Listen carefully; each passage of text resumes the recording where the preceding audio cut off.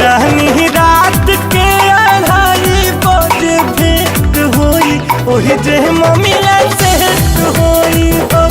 रहनी रात के 2:30 बजे भेंट होई ओही जे मम्मीला सेट होई हो।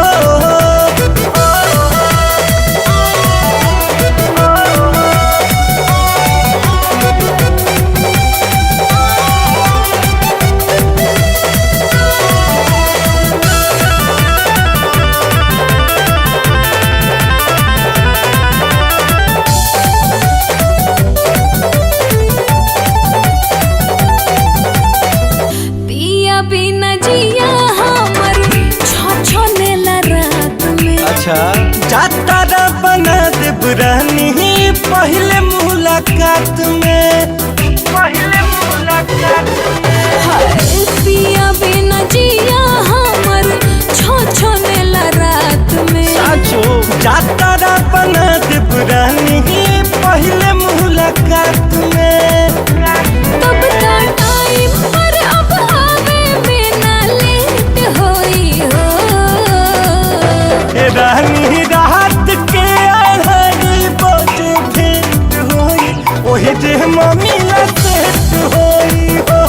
रहनी रात के 2:30 बजे भेंट होई ओही जे मम्मीला सेट होई हो।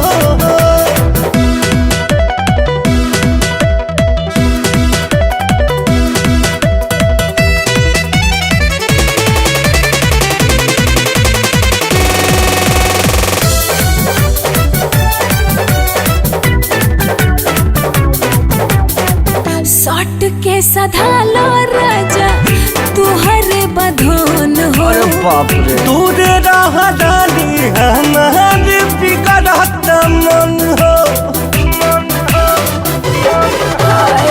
सट के सधालो राजा तुहरे बधन हो।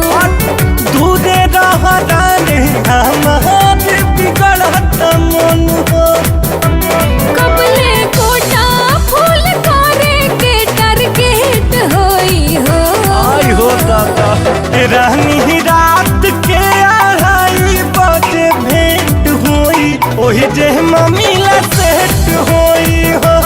रहनी रात के 2:30 बजे भेंट होई ओही जे मम्मीला सेट होई हो। रहनी रात के 2:30 बजे भेंट होई ओही जे मम्मीला सेट होई हो।